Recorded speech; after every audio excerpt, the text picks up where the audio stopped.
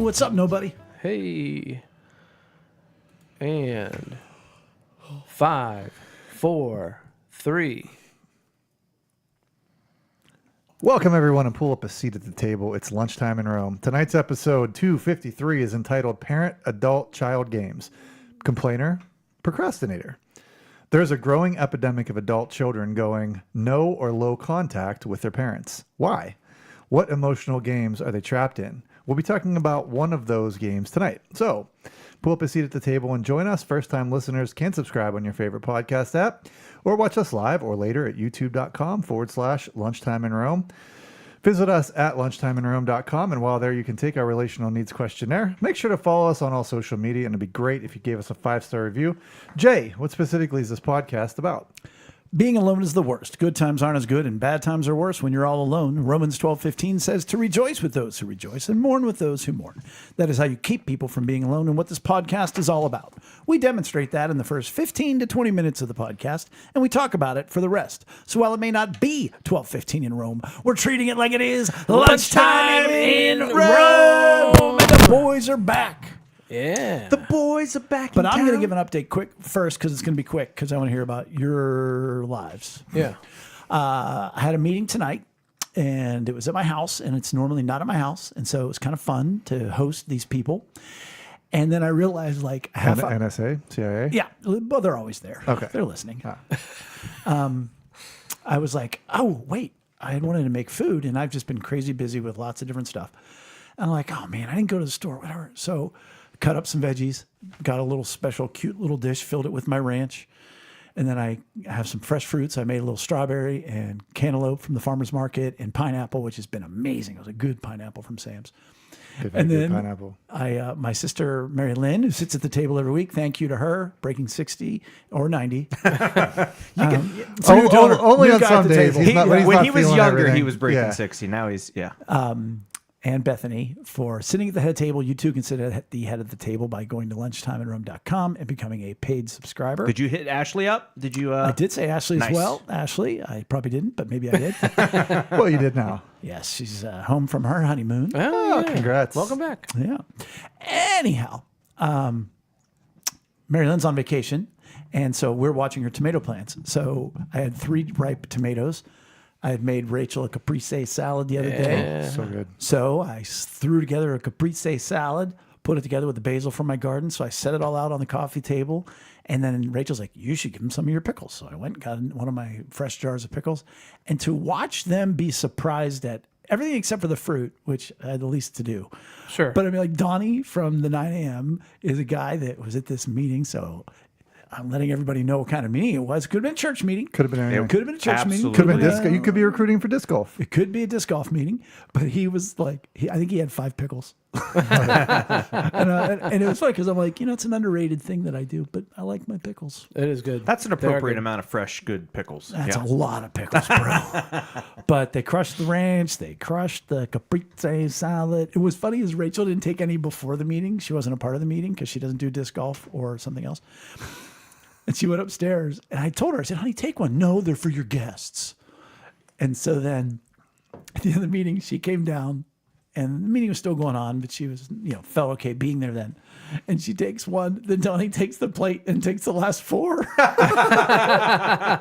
He really likes those pickles. Yeah. No, that was the caprese. He really likes that caprese. So after all that, she got one. But that's a nice anniversary gift because today is our anniversary, even though we already celebrated our anniversary in St. Lucia. Happy 25th. 25, baby. Yeah. 25 years ago right now. What time is it? 9? The reception was winding down. Go ahead. Yeah. Yeah. So did a 3-day fast this week. Wow. Along with Brian, but I'll let him speak to that if he wants to. But it was good. How fasty? Not like just a water and coffee. Water and coffee. Really? Yeah. For that's 3 it. days. Yeah. Last night was rough, Tuesday night. I didn't even notice. Wow, that's incredible because Brian and I didn't eat anything. And I kept on being like, no. I looked at Julian's plate at one point. I was like, wow, he's got a lot on that plate. That all looks really good. All combined, it was really good looking. Yeah. Well, that's why I said, and not to take your story, but I kind of am. On the way over, as I was driving to your house past McDonald's, like that that urge hit me, like, I want McDonald's French fries. Like the last time I thought no about idea. that was years ago, Yeah. and I boycott McDonald's. How Yeah. did I not see you Anyways, guys eat not eat. nothing? That's Like, kind of amazing. weird. Yeah, that is weird.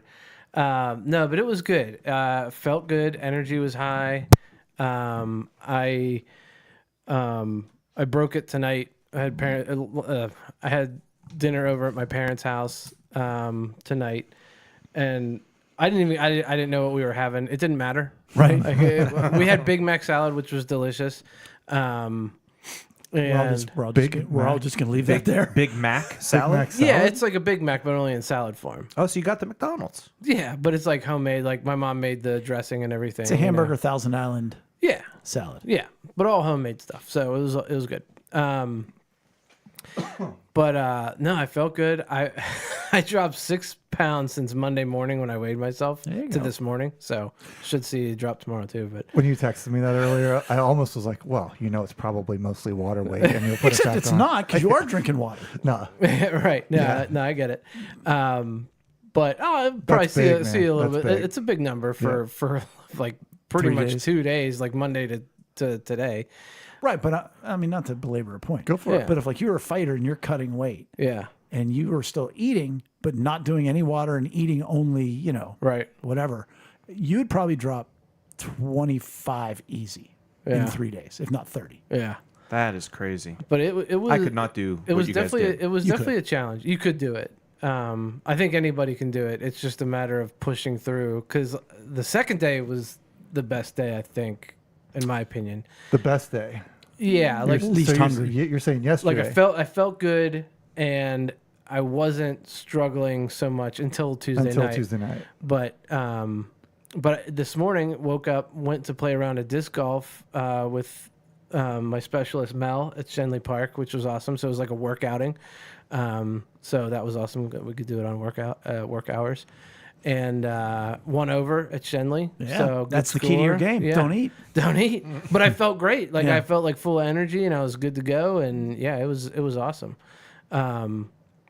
And yeah, That's awesome. There really is a great focus and clarity and energy that comes, especially in the mornings, especially the second and third days of that 3-day water only fast. It is really unique, and the first, like I really felt it because I've done 3-day fasts a lot. And this one in particular, part of the reason that I suggested to Eric to do it and part of the reason that I did it was because of vacation last week. Right. And we Yeah. ate so much, Yeah. and we ate greasy spoon diners. We ate Brazilian, all you can eat. so meat. much, and by last Friday morning at the diner that we were at in Gettysburg, I found myself eating pancakes, which I've not ordered pancakes Yeah, I never get in yeah. years. Sure. Like Yeah. when I think of IHOP, I'm like, wow, that is heavy and it is fatty and it is sugary. Mm-hmm. But I found myself eating. I had French toast the day before, and then I had pancakes Friday morning.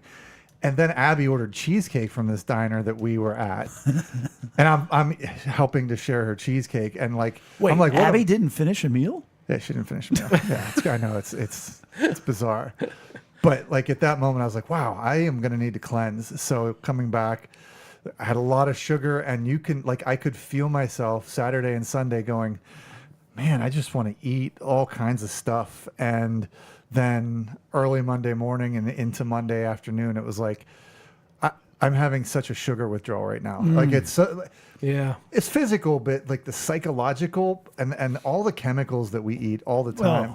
Well- It just like when you eat like I did last week, it just puts you in the cycle of like, I'm just going to eat like this forever. Like I'm Yeah. just going because it's literally addicting. I've had that feeling before, like when I've like removed sugar, but I'm still eating.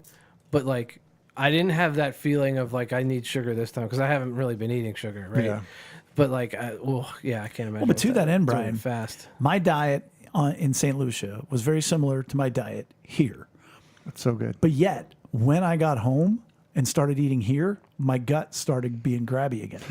Yeah, you mentioned that. Like maybe the quality of the food. I think it is. I think I try to eat as much natural food here too. You know, I make all my own food, but just like green peppers from Aldi, like Yeah. what are they sprayed with, or cheap eggs from Giant Eagle because I didn't have the better eggs. And I mean, I don't know, it's also I couldn't be less stressed Yeah. in St. Lucia. Yeah. And, Yeah. and even though That's I true. don't feel like I'm stressed here, a lot going on. So Yeah. I don't know, but Yeah, well, you guys were a pretty nice resort, right? And I wonder where they're importing that food. Like, where are they bringing that food from? Do you think it's locally sourced? I mean, it's an island. Like, I would say clearly the beef would have been probably brought from like Australia or something. oh, was it the maybe. horses you were riding? I don't know. I had horse. No, I had dog, I think, when I was in Romania. Hmm. They said it was pig, but there was not one pig anywhere, and there was lots of dogs. Anyhow, vacation was great. Vacation was amazing. It was paced well. We spent 2 nights in 3 different places. So the first 2 nights were in Newark, New Jersey. That's where we found the greasiest spoon diners. As One one had a would. strip joint. Like, it was on the one side, it was a diner where they served breakfast and family. Well, I wouldn't say family friendly. It kind of was Amish, but it was still great. And then in the middle of that building was a bar. And then on the other side of that building was a strip joint called Lookers. It's And everything you need. we had fun with it. Yeah, it was great. It was great. So the first 2 nights we were in Newark, but the big part of that trip was we went into Manhattan and just did a bunch of stuff, and it was great. Then we went camping for 2 nights in Long Island. Saw, just ate well.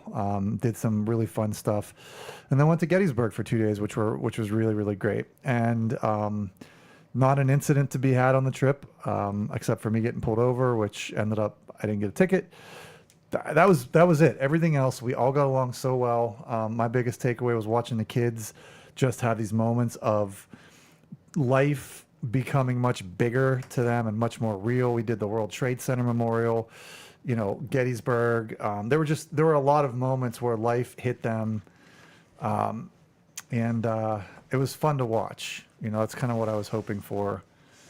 And then tonight I broke my fast. I did a new recipe.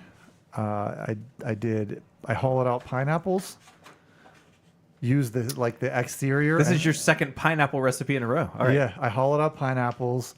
I used the exterior, and I into that pineapple I threw chicken and green onions and red peppers and teriyaki sauce. Like, filled the whole thing up with teriyaki sauce. Put the top back on it. Put it in foil. Put it in the oven for an hour and 45 minutes, and then it was so delicious. Wow. It was so good. So it was basically like teriyaki pineapple. Yes, and Okay. and then I made rice and I put it on this bed of rice. Okay. It was so good. So That that's how I wild. broke my fast tonight. It was wonderful. Very cool. Yeah, It had to be a rough cook. Like, you're hollowing out a pineapple, you're cutting the vegetables. I was licking my finger. Like, all right, we'll prime the pump here a little bit. I have a food update as well. Actually, I grilled ribs tonight. Nice. In a different way, and I need some advice from you guys, like those of you who are good at ribs, because I tried this. I looked up a recipe. I've always just done like either it's cold weather and I'm doing ribs in the oven, or like in the summer I'll just grill them, Sure. and they tend to dry out, right? Yeah. So I looked up a recipe for slow cooking them for 6 hours on the grill over indirect heat. It was 2 hours just them. I give them a dry rub. 2 hours with them on the grill, and then the second 2 hours was the ribs in foil with some apple cider Juice. cider Apple cider vinegar? That's what I'm trying to say. Apple cider vinegar. And then the final 2 hours was them basted with Sweet Baby Ray's barbecue sauce, but then just the lower foil so that it didn't like drip and burn. So 6 hours, 3 different phases. Put it on my plate. It was just all right. Like, I will say this, it was moist. It was not dry. They were definitely not dry. It was the moistest ribs I've ever had. So I guess it was a win as far as that goes. Yeah. But overall, I was like, I kind of wish they were just like a little more dry. Like, it was too moist. So, but they came off the bone really good. That's important. Yeah. So I mean, they did taste good. Yeah. But That's awesome. Well, I don't know. Advice, what I do wrong. Were they, am I just so used to dry ribs that moist is Well, so wait, how did you finish them again? the middle 2 hours was Right, the it was apple wrapped in cider foil, vinegar. right, that softened and the them up, final broke it 2 down. hours was just I put the barbecue sauce on and they were just in the grill in direct heat, basically. Oh, well, for sure. You'd want to finish those over a high heat, caramelize the sauce that's on them. Okay. And you want to get it to a point where they don't fall off the bone, but they gently pull Yes. off the bone. the tug. But yeah, what you were missing was texture. Yeah, right. Because was the flavor okay? The flavor was good. Yeah, because that's the rub and the sauce. Right. So it's the texture, which is you need to crisp them up a little bit. All right. So I should have finished them high. And I would, the day before, you took the silver skin off the back? Mm-hmm. Right. Take the silver skin off the back, put yellow mustard on both sides, slather it in yellow mustard, Interesting. and put the rub on over that. And then let it sit open in the fridge. Overnight. Yeah. All right. Okay. That'll help you. All right. Cool. But you know what? All that being said, they were the best ribs I've ever made. So, Well, there you go. like, I mean, but I'm just saying I've a had win. much better. Okay, but here's my really important update, you guys. So I wasn't on pod last week because I was in Geneva on the Lake, Ohio, for our not 25th but 24th wedding anniversary, and we had a great time.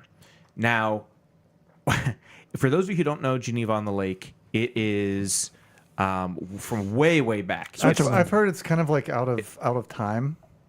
well, Like it's a timeless yeah. place. Well, if time started like in the 1950s, Yes. yes, Yes. absolutely. It looks like a quintessential like mid 20th century, That's cool. like resort town. And yes, it's still got that sort of like old fashioned strip with restaurants and arcades and diner and like lots of cool stuff. And they often have live music, right? So the evening that Amy and I get there, we are unloading the car, and we can hear like the live music because our friend's cottage is not too far from the strip, and we're like, wow, it's really loud tonight, but okay. And they're playing a Firehouse song. You guys know Firehouse? Yes. One of my favorite like hair bands from the late 80s, early 90s, right? And I'm like, oh man, we should go see them. They're playing Firehouse. But there was like thunder and it was lightly raining, and we're like, maybe we'll just sit on the porch and listen, or maybe we got to get the car unpacked before it rains too hard. And so we're just moving and da-da-da. And inside for a few minutes doing something. I come back out and they're playing another Firehouse song. And I'm like, what the heck? Is this like a Firehouse cover band or something? Like, what is going on? Maybe we should. I love Firehouse. We should go see these guys. Louder thunder. We're like, no, we just can't. We can't. So it's fine. We'll just stay here and listen. And so I pull my phone up and Google. I'm like, who is this cover band? Like, who's playing in Geneva on the Firehouse. Lake tonight? It's Firehouse. Wow. It's Firehouse playing Geneva You're like, on the Lake. I'm risking it all. I'm going. We did. Amy got struck by lightning. It was Wow. worth it. That's No, amazing. So we took the umbrella, braved the thunder and lightning, and went down to the concert that we were supposed to have tickets for. But by the time we were down there, it was kind of pouring down rain. And honestly, it was near the end. We only saw them their final two songs, but we just sort of walked right into the venue, and nobody stopped us. And Rebels. we got to see Firehouse live. Now, here's a weird thing. awesome. So I'm like, man, their singer looks really young. He looks really, really good. The other guys look older. And then I'm like, okay, this is not the lead singer. Like, who is this dude? And I find out, sad story, their lead singer actually died in April of this year. Oh, Oh, wow. And he's been out of the band for over a year with health problems. But so they had some young kid that was on American Idol. I forget his name. Oh, cool. But I mean, holy sounds crap, cool. did he sound like the real deal. Yeah. Like, it was amazing. What is the song that they play that everybody would recognize? Don't Treat Me Bad. That was their closer. Baby, don't treat me bad. This could be the best thing that we're gonna you've get ever copyrighted. had. yeah. Brian. Oh, no. Yep. I Did I don't know copyright it? That was a joke. Oh, good. Because it has to be pretty close to. And without the guitar. How about Love of a Lifetime? Probably We not. finally found a love of a lifetime. Yeah, you know that one, I Brad. do. Come on. Yep. It's you and me, buddy. Yeah. Yes. And my final sad update is, well, this is good. There's a silver lining to it, though. Where was the first sad update? Oh, my final update is sad. Oh, okay. Yeah. This is a sad update.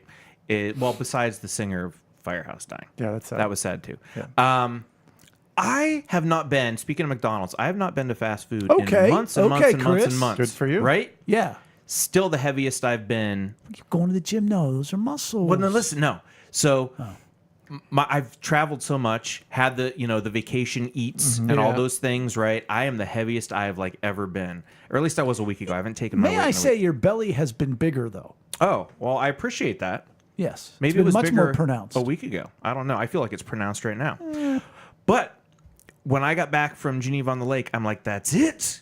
3-day fast. 3-day fast. Do it. I don't think 30-minute fast. Do it. Yeah, Do it. I went 30 minutes for sure. No, but I got back to the gym, which I haven't been to in, I don't know, like a year. And even though I've been paying my membership, you're welcome, Planet Fitness. They make so much money. On Rocket money.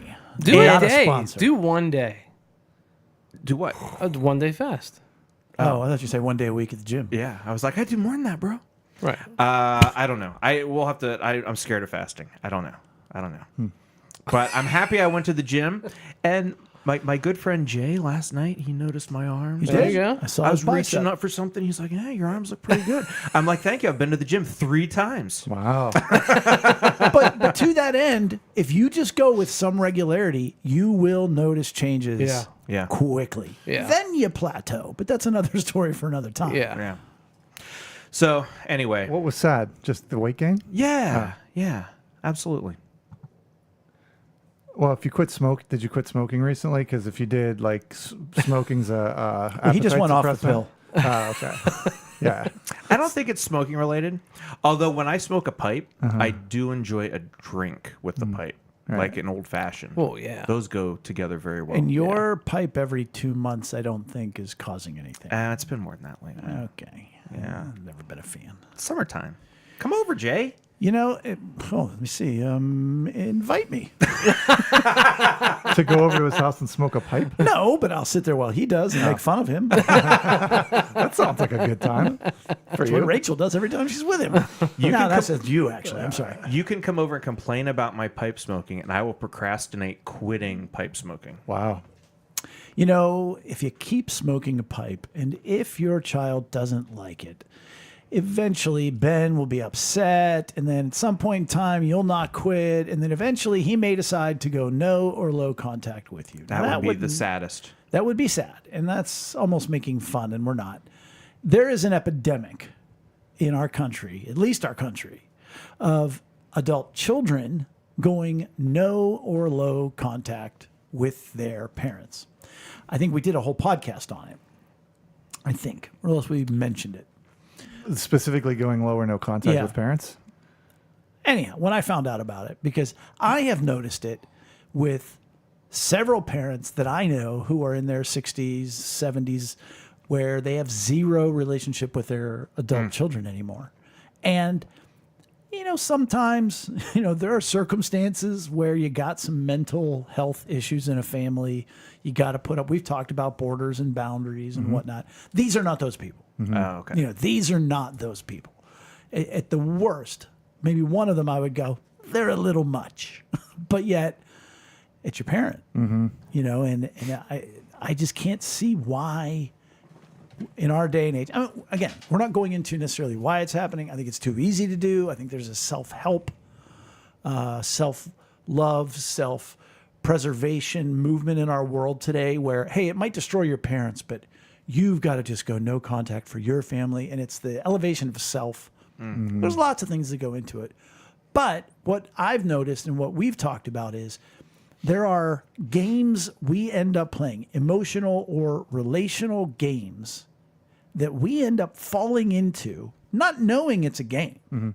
And we've talked about it from a spousal perspective in the past. Wait, when you say it's a game, are you Yeah. talking about two people who are like aware they're doing some weird thing back and forth, or do you just Either mean dice or a spinner. No, I'm just kidding. okay, No, it's a pattern. like a subconscious game? Yes. Is that more? Okay, It's certainly okay. not conscious Right. in any way, shape, or form. Okay, Brian, you just took a big inhale because you're going to say. I was going to say, can you define game for those people that haven't been listening? Right. Destructive pattern where people have roles where each are actually Like Hawaiian rolls?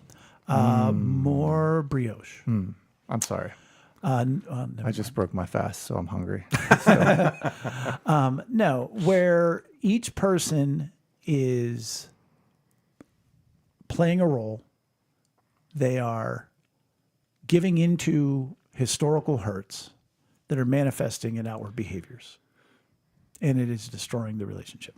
So not a fun game. No, more like Monopoly or Yeah, it's a pattern that just becomes muscle memory. It's just the role that you play. what's the monster game that I hated on vacation? But the King of New York. no, go on. Was it called Monster? No, there was like the monsters, and you would like play the card and Trolls. I don't know. Go on. Sorry. But It's like that game. yeah, like I said, it's like a muscle memory pattern that has just been repeated because it's a role that you've developed with that other person over time, and you're just doing it unconsciously, subconsciously. That's what you mean by game. Yeah. Yeah. Yeah. It's a perfect match of the enemy taking your past hurts and your parent or your child's past hurts and working into a perfect dysfunction that helps nobody. Yeah. It's really what it Perfect. is. I mean, it's the exact opposite And of a perfect relationship. and every time that game gets played, there's more hurt that is incurred. I would say because I think we've all have a relationship in our lives at some point or another where that kind of it's that kind of a thing, right? You're playing these stupid things, and it just hurts. It leaves you feeling crummy every time you walk away from that person or an interaction with that person. Right. You never walk away saying, "Oh man, that was great. So It was fulfilled. great being with them." Right. When I learned about this in the spousal thing, and I was you're like, wait, it's a defined thing? Like Rachel and I were a certain thing. And you read it and you're like, yep. And you're like, wow, I had no idea. And to a degree, it's the same thing as when I meet any couple that's going to get married. And I'll say, I'll bet you have the same fight over and over again, just with slightly different details. And they're like, oh my gosh, well, it comes down to emotional needs not being met. And very often, being taken, when we don't have our needs met, very often we try to scramble and we steal them. Well, that's what a lot of these games basically become. You just don't know that you're doing it, which is why we're going to go over one each week, maybe not every week moving forward. We may break it up here and there so that you can see it. And we also equip you how to disengage each week as well. And so tonight, our title, our game is Complainer Procrastinator. And that is where, and very often, the complainer is the parent. These aren't absolute. So we can switch. It could be the kid that's the complainer. When I say kid, it could be a 50-year-old. Right. This is adult, child, and their parents. So that's true of all of us at the table. But to a degree, it's also true of like Joe and me. He's an adult now. He's an adult. Right. Ish. Most adults don't have 8 bath towels in their bedroom that are on the floor. Some do. We threw away his sheets just today after 2 washings. And I said, even I cannot allow my son to have those sheets. They were so dirty. Apparently, if you don't wash them What? for maybe, I don't know, who knows? Don't want to know. Point of the story is this. Very often the parent is the one that is they make a request of their adult child. In my case, something as simple as, honey, how come you don't call anymore? Honey, my mom would say, oh, how come you never call? You never come visit. Are we fighting? That was great. Are we fighting? Or can you come cut my grass? Do this, do that. I mean, and I have the liberty of not having either parent left. So I am free to speak. And I think before we go any further in this podcast, nothing these 3 say or don't say in the next 6 weeks where we go over this is an indication of anything you guys have gone through and or are going through with your parents. I don't throw that out there. I'm going to talk a lot. You guys will chime in. Yep. So the child agrees but doesn't follow through. So they say, "Oh, sure, Mom, sure, yeah, absolutely. Yeah, next week, I'll stop by next week," or "Yeah, I'll fix it, but okay," but they don't follow through. So then the way the game continues is the parent keeps asking, and sort of like that drowning person. Are you going to call? But Chris, you're already stewing. No, my brain is turning. It's all good. The wheels are turning. I'm listening. And it's funny is it depends on, I think, what lens you look through. Because even like I said, my parents are both gone. There's a part of me that can tap into my poor mother sitting alone in her apartment, wanting her son to call her. Right. I can also tap into, I got a lot going on. Right. You know what I mean? So I can feel bad for both people. Because here's this parent, they want someone to come fix their computer. That's never happened to any of you guys. And I don't understand. I just go, the number of times I went over to help my mom's computer. Anyhow. So then the child so we have the parent becomes the complainer. More often than not, it can be reversed. Especially maybe with younger, Yeah. And then the child becomes the procrastinator. And what happens? Well, there becomes a sense of anger both ways. The complainer gets angry. You never come over. You haven't been here. You don't do this. I would also add maybe some sadness and loneliness. You were going to take a deep breath there? Yeah. Yeah. Deep breath to question. So I have seen some situations where a parent might, is in need of that sort of thing. Like, why don't you call? Or what, when am I going to see you again? When are you going to come visit? Where is the, in the experience that I've seen, it's never reciprocated though. Where do you stand, Jay, on the idea that, well, it's the kid's responsibility, and I say kid again loosely, adult child's responsibility to always be the one to reach out, to always be the one to initiate, to always be the one to take care of, to always I think be the that's one. special and unique. Because my thing with my mother was I answered every time she called. Okay, so she did call you. Oh yeah, she would call me. Okay. Yeah, that's different. But you're not being proactive in that. Right. I would never independently call. Right. And Mary Lynn was 5 p.m. Kathy was 7 p.m. Marcy was Always whatever. calling. Oh yeah. And Tommy would be 3 a week. Yeah. And I would be like, I'd answer when she called. Yeah. So, but in some circumstances that is true. There is the Right. parent that never calls but gets mad when you don't call. Yes. Yeah. That'd be the same. I mean, that's still the game. Okay. How come you never call me? Yeah. I need you to call me. Call me more often. And, they get hurt. The adult child gets oppressed and they feel like they're being suffocated because you're breaching. We're going to get into the emotional needs, but, my security, my sense of level of respect, like, you don't think I have a life? You don't, and then also acceptance, Eric, the adult child can't possibly meet the need of the parent. So even when they put it off, or even if they do it, it's not enough. That's another emotional game. Never enough. But they can't meet it, so they always feel bad about themselves, no matter what they do.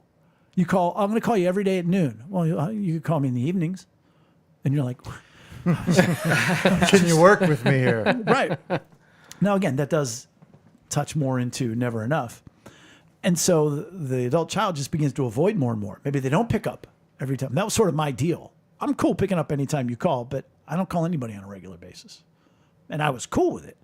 But if my mother would have persisted and or I kept avoiding, well, you're going to avoid more. Now I'm not even going to pick up when you call. And I'll text instead if your mother's able to text. Or instead of saying, I'll be by next week, my next 2 weeks, they're pretty booked. Or I can't come over to fix your computer today, but I'll send Joe over tomorrow. And then I forget to tell Joe. Or, you know what I mean? It just, it compounds. The game never dissipates. It ramps up to the point where you get a no contact, low contact. Yep. And this just takes us on the way. And the end of it is trust is lost in the entire relationship. They don't think you're going to come through. And they're not really thinking of you at all. It's just about the adult child meeting the needs of the parent. Yeah. What's an example? We've been using examples. Go ahead. I'm playing this game right now How so? with my mom. No. I hate to say it. I'm being convicted by it, but She has a hillside. That's a great example. Thank you. She has a hillside in her backyard that she's wanted. She wants to put like either mulch or like Ground cover. river rock. Oh, river rock. Yeah. All right. Down. And so the first step was to clear the hillside, so that there's no weeds growing. Then put the black paper over and then get whatever filled in to put on it. Sure. So it took me she asked me a couple times, starting at the beginning of the spring, the beginning of this year. The whole time you're telling this story, I'm like, just be summer. Just be summer. No, and you go summer, spring. At some point this beginning of the year, we started talking about it. 2022. And then, so to my credit, yes. about a month and a half ago now, maybe, I took my weed, sprayer, Yeah. and went over and sprayed that hillside. There you go. And I said, I'll be back whenever these things die to put the black paper down. That can take months. The weeds are so dead, they're starting to grow again. So it's one of these situations where, I'm not doing it intentionally. Right. I am busy. I love my mom. Got a lot going on. I really want to accomplish this for her. But there's just a part of me that's like, I don't know. Like, Does she remind you of it? she, I think at one point in our lives would have reminded me exceedingly about it. Mm-hmm. And she's been very appropriate and graceful with the reminders. So, and I appreciate that. Yeah. Because that was one time not the case of our relationship. Mm-hmm. One time the case was very much, from my perspective, if I didn't meet her needs exactly the way that she wanted me to meet them, and not just the needs, but the expectations, then it became a nagging thing. It became a repeated. A complainer. Yes. Since you're opening up about this, Brian, can I ask, are you consciously procrastinating, or is it more of a, like, it's literally slipping your mind, your schedule's busy? I wrote it on my whiteboard in my bathroom, and you guys have seen the whiteboard in my bathroom. Like, I put things there that I intentionally want to remember. That's been up there, and I think it's starting to fade that it's been up there so long. So it's not an intentional. I'm intentionally. But yeah, like, do you see it and you're like, nah. You're not doing it out of spite. I'm not doing it. It's not happening because of spite, right? That I want to be clear about that. But I believe it's a past hurt thing where in the past it would have been spite. In the past, I would have done the opposite intentionally. Planted to spite. more weeds. Taking every opportunity. Sneak over at night.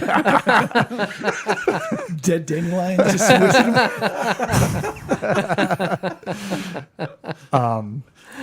So it is not an intentional thing. It's definitely a subconscious thing. But this is what I mean by like these past hurts and these games that you've played for so long. It's not a priority. It becomes a really bad muscle memory, second nature type of thing. Destructive pattern. And I do feel bad about it because it is disrespectful. And to me, it's like I am not fulfilling many of her, those emotional needs that she has attached to this particular game of Hillside. Yeah, it's going to be pretty dark when you go over there tonight to put that paper down. Well, I got to now go back over and spray. spray We gotta wait for the weeds to die and grow again in a month and a half. You can't just dig out weeds you've sprayed. You gotta let them die. Yeah, absolutely. So I hope that was a good example. It's a great It's a example. great example. It's a great example of how it can stay with you. It's not a great example because it's not black and white, because you're not doing it out of spite. Right. But that's the worst example, is doing it out of spite both ways. I want to say this just because it's been coming up a lot lately. You said, I'm not doing it out of spite. I've been busy, whatever else. If you would get paid $10,000 to do it, could you do it in the next 3 days? I'll go do it tonight. See, that's one of my favorite. Like, if I paid you $10,000 to fast for 3 days, would you do it? Absolutely. See, No question. We have to be careful when we say I can't, I haven't, I don't. Oh yeah. So that's just a great. Somebody's like, I'm just not very good at organizing. I got that from the Adam Carolla podcast. He's talking about how nobody can organize anymore, and he asks his employees to do it, and they don't do a good job of it. He goes, yeah, but if I paid you $10,000 to do it perfectly, could you do it perfectly? Oh, yeah, sure. Anyhow, that's another podcast for another time. But a simple example is, like we said, how come you don't call? How come you don't come over? Well, Mom, this week's real booked. I'll go next week. Yeah, but you said that last week. Mom, I've been so busy. It's going to loosen up soon. Never mind. You just don't care about me. You don't care about what I need or anything like that. Well, Mom, I'd care more if you weren't always in my business. I mean, that's how fast it happens, but it's that progression. I got nothing but a sigh. I'm sorry. So why does the complainer do it? They do it they keep playing to prove that the child doesn't care. So they keep asking so that they keep saying no, to say, see, look, you don't That's care. horrible. And that they can't be depended upon, and that they, as the parent, are not appreciated. It is gross. That is weird and twisted. It's a fear that, they don't really care about me. I'm going to ask them again. See, you don't care. See, you don't care. See, you don't care. It's a self-confirming of the worst kind. Like, that's deep and dark. That's messed up. And that goes to self, condemnation. Like, I'm not even worthy enough for you to love me. And I'll prove it again, prove it again, prove it again. It's like taking the whip and flogging yourself. What does it mean if my parents Never call, have never ask you to call. asked me for a single thing? They don't own a They computer? know that you care. And it's a healthy boundary set up because you're not in. Where are you from? Titusville. I'm from Titusville. I've heard of it. One time when you were 2, they asked you to do something and you didn't do it, and they said, "That's it, we're done. He's dead to hopeless. me." I was just going to say, that's why his name is Chris Dead to Me Davidson. Here's my fear, and The Willow Height weirdos. because we're talking about procrastinating as one of the as you guys know, I procrastinate in every aspect of my life. Well, almost not every aspect. That's not I fair. thought it was just returning text. Go on. Yes, it is in communication. I was going to say it's not every part of my life, but it is in communication. And what if it's because they just are like, we just know how he procrastinates. Like, he's not going to get back for you. So we're just It could be. so sad. Well, at least they're not playing a game with you. True. That's what we say. The opposite of love isn't hate. It's indifference. True story. I texted my mom 5 minutes ago while we're in the middle of this podcast. And she was like, "What are you doing texting me?" I want to talk to you. I said, "Hey, Mom, is 10 o'clock tonight too late to call? I'm going to give you a call." She said, who's this? New phone. Who dis? And a lot of the reasons why the complainer does it is for attention. They want the attention. They want to know is somebody still on the hook. That's the other reason. I mean, It's almost a form of control too. sure. Ugh.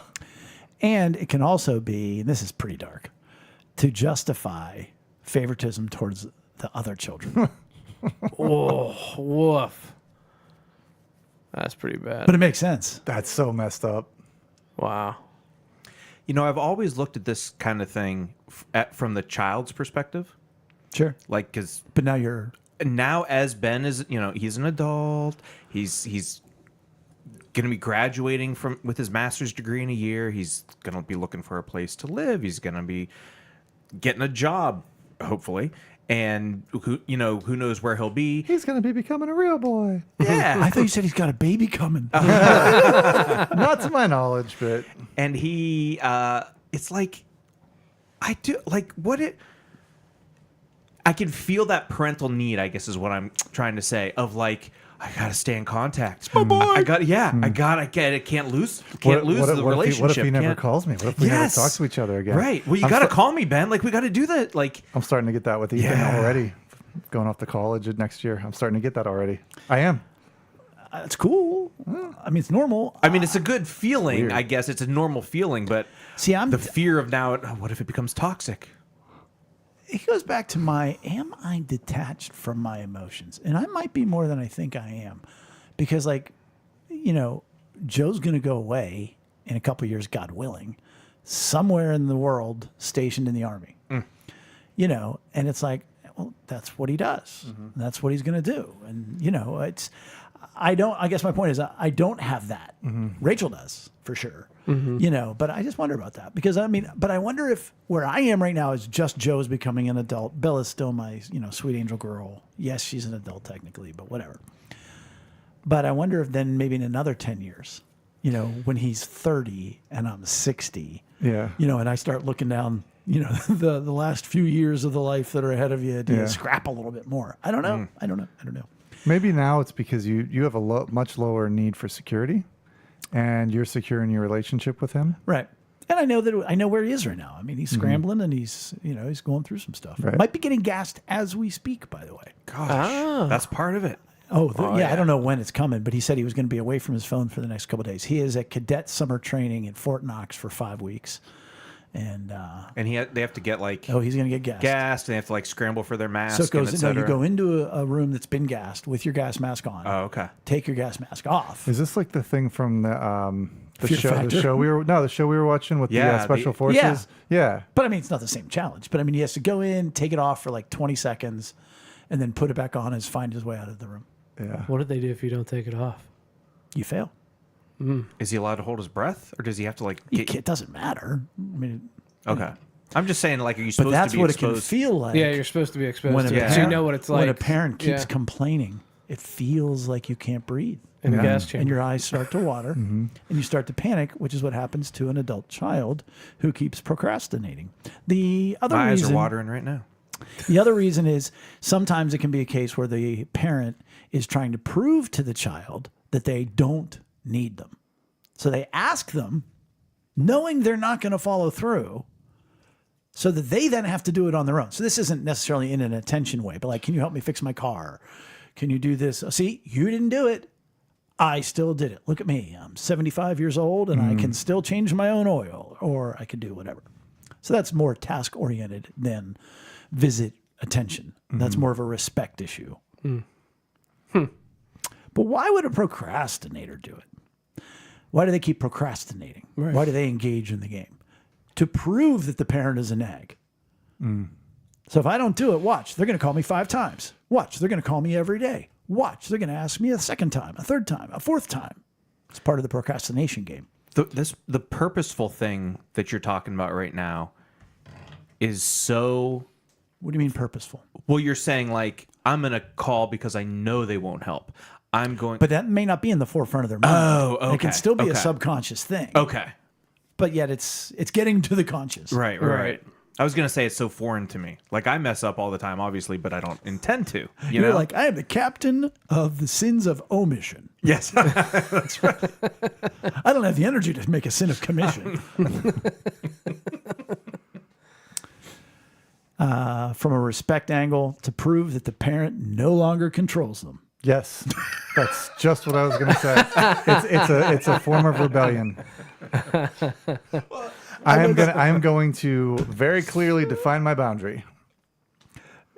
I'm just laughing because I was already looking at him, and yet his eyes lit up, and he was like, "Yes, yes." And But in this case, though, is that a clear boundary? I would say no. It's the game. Like Brian was saying, like he's using I'm the clear doing it, boundary as a game. but is it part of the game. Is it a clear boundary to the No, that's a good point. right? No, Right. it's not. That's a it's great part point. of the Eric. game because you're using that to prove a point. Right. Right. Or And to it's not prove clear. your point. To prove, yeah, If you right. said no, I'm not going to do that. That's a clear boundary. Right. If you go, yeah, I'll get around to it next week. right, That's not a clear boundary. That's playing the game. But you're going, I'm not going to do it next week either. Take that. These are dumb games. That's a great line. And lastly, from a belonging need, to ensure that the parent still and continually needs them. Yeah, it's a form of control. Right. I thought you were going to say, that's not me. Oh, you're saying that from I the procrastinate child. so that you keep asking. Oh, because it's from the child. I get Oh, you. Yeah. God. Sorry. No. Not in your experience, Yes, but for in other people. some. Like when you look at those, Who wants to be nagged? somebody Some who wants to be people. needed. Man, Yeah. I mean, you that can't. is foreign to me. If like you don't want to be the dog where you have to tie the pork chop around the neck for somebody to play with, but like that's that situation. Like, okay, keep nagging me because nobody else is giving me attention. You're not giving me attention in any way. I'm the dog with the pork chop hanging around my neck. Because that's a thing. It's a thing. It is now. Who plays with the dog because it has a pork chop around its Right. neck? Other dogs. I don't know if that's playing. I might have made it all up. I might start a sentence and not know where. Sometimes. That we're changing the name of the episode. Dogs with pork chops. If you don't post a picture later tonight with a chalupa. chalupa with a pork chop wrapped around its neck with a sign that says "Play with me,"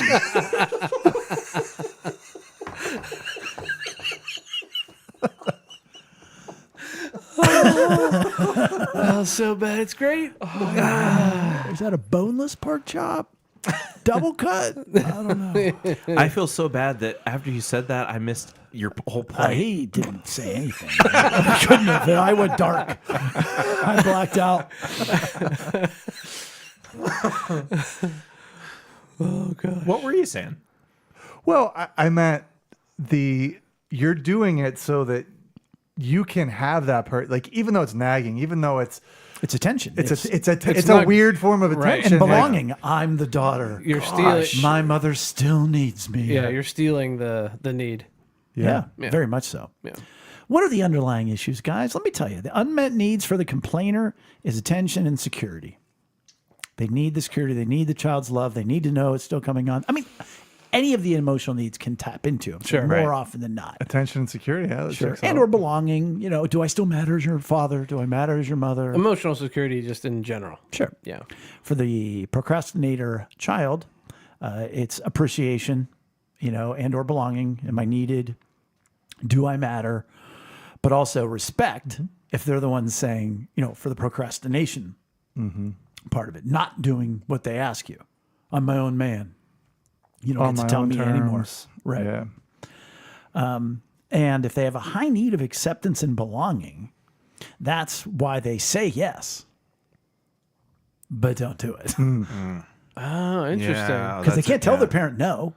Yeah. Somebody who doesn't have a high need of acceptance, Yeah. like, well, as it got older, my mother would say, "Honey, are we fighting?" Because you never call, "Are we fighting?" And I'd be like, "No, but we're about to start fighting if you keep saying that." And she'd be like, "Oh, honey."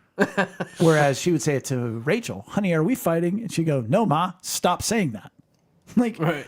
like, guess what? Game's over. You Yeah. know. I mean, she'd still say it because she was out of her mind. But Wait, Rachel? no, well, both. No, Rachel's very No, much in her she's mind. very much in her right. Yeah. So, what are the unhealed hurts? Both parties fear being honest, most likely due to unresolved historical hurts between the two. So, this pattern has been set up long before adulthood.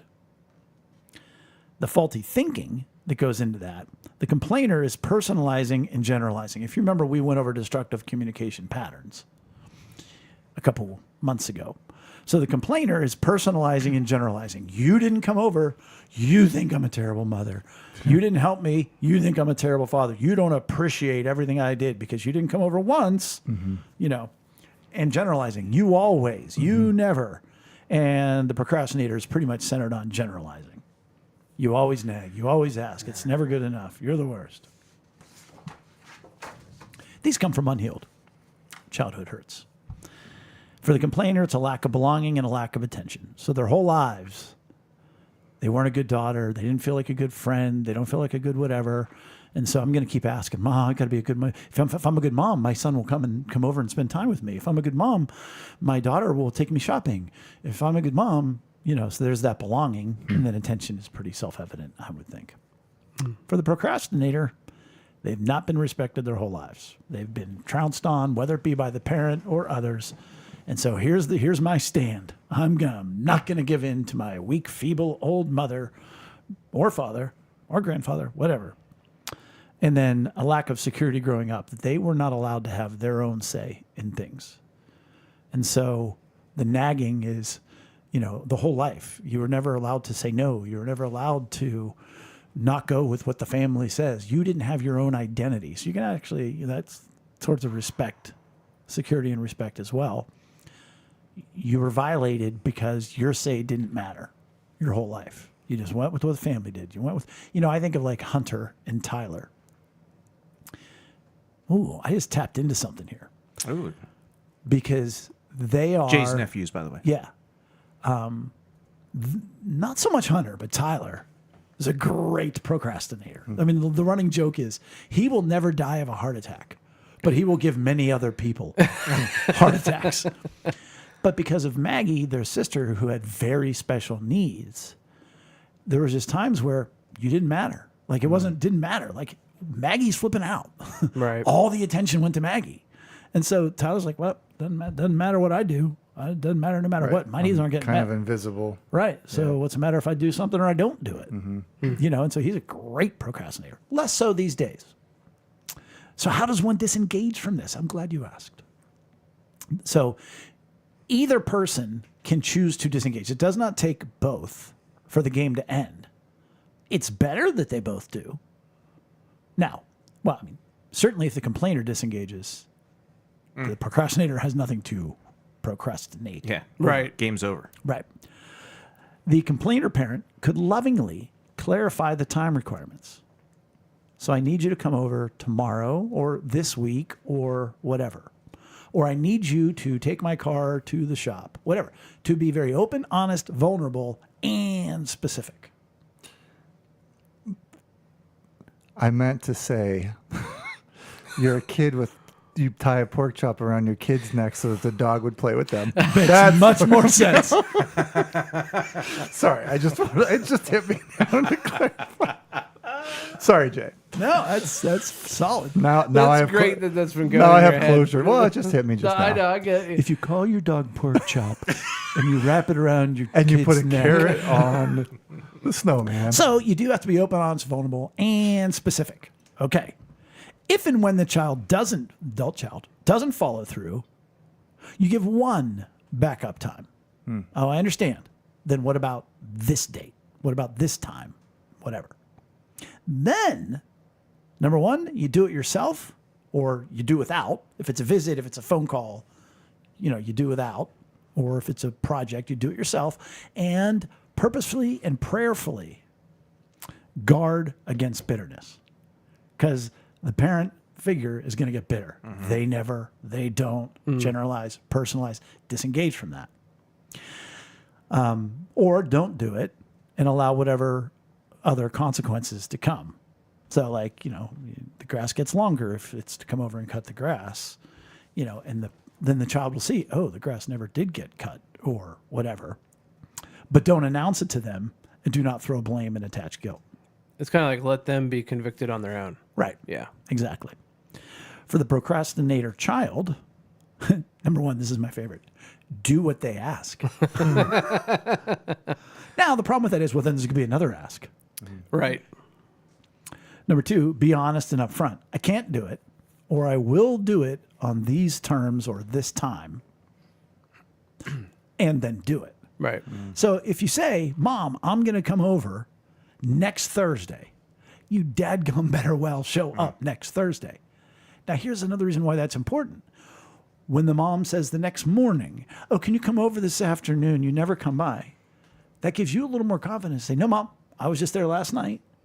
I'll be by next Thursday, or, whatever. Right. But there's that guilt that comes with not doing it, with procrastinating, that makes you want to offer that flimsy, oh, I'll do it.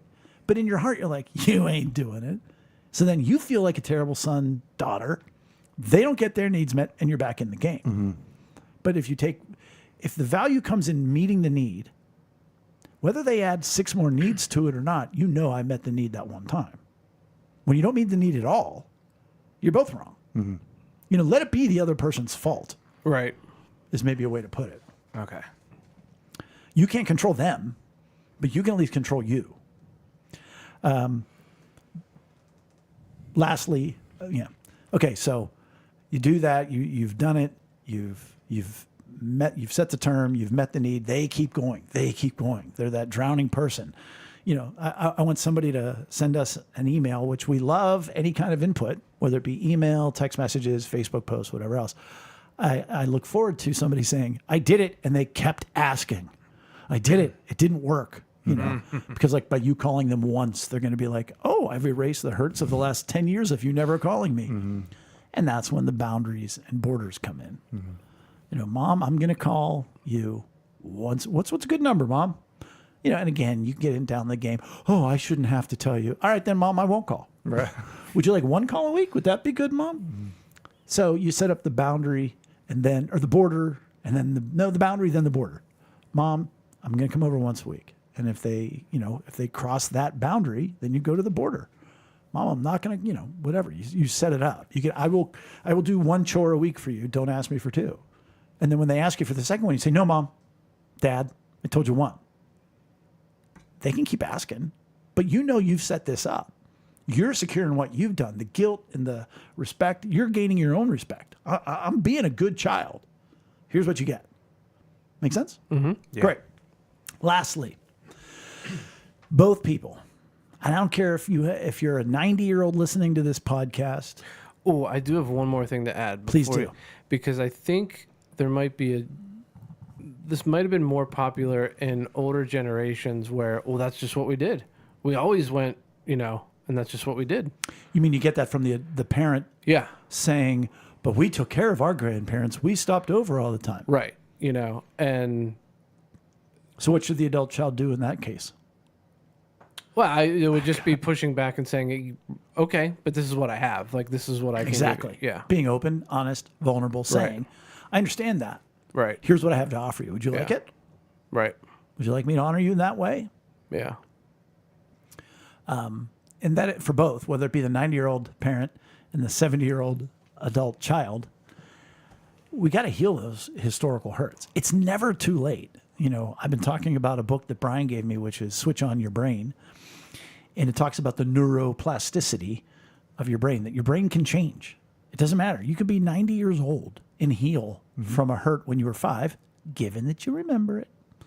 That's an interesting study. Yeah. The stuff you don't remember, how do you heal? How do you heal? How does it, and does it like- still affect you? Right. I'm sure it does. But the point of the story is, until you get to that point, you're probably not listening to this podcast. Heal from the hurts, because the hurts is what's driving the whole thing. So these are good behavioral modifications and guidelines. But if we've said anything on this podcast, heal your historical hurts. When put a you Band-Aid on share, you know, we've all talked about our parents in private, with all due respect to your all parents who might hear this, mine won't, I don't think. We've shared stories about our parents, both good and bad, and we can attach some comfort to that grief. Most people don't do that. Right. And so therefore the hurt's even higher and higher. You gotta heal the hurts. And that comes from attaching comfort, sharing that with a trusted loved one and having them be like, wow, that's just the worst. That is horrible. Then the fuel that fuels this relational game is less. And so you'll play it less. In theory. And in practice. And in truth. Game theory. And that's how we're going to end. Awkwardly. We hope that this episode 253 has given you hopefully a little comfort and just in knowing that that we are here. I mean, we want, please communicate with us. If with no one else, communicate with us, and we would love to join you. And we would love if you would join us next Wednesday live at 8:30-ish for episode 254. Between now and then, please give us a like or follow on social media.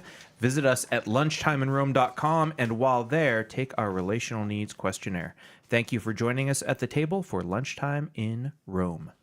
See you next week. Goodbye. You never call. Bye.